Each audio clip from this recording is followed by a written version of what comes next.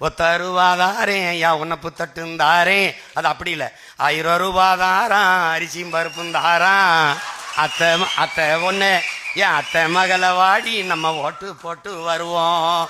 அவரு இவ 1000 ரூபாயும் வேணாம், அரிசி பருப்பும் வேணாம், ஓட்ட விவசாயிக்கு போட்டா இது எல்லாம் வருந்தானா.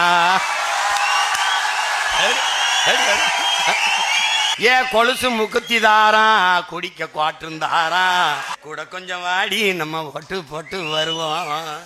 இப்படி குடிக்க வச்சு தானே நல்ல குடிய கெடுத்த கூட்டம். என் குறுகட்ட மாமா நான் கூட வர மாட்டேன். என் மிக்சி கிரைண்டர் தாரான், அடி மசாலா சாமானும் தாரான்.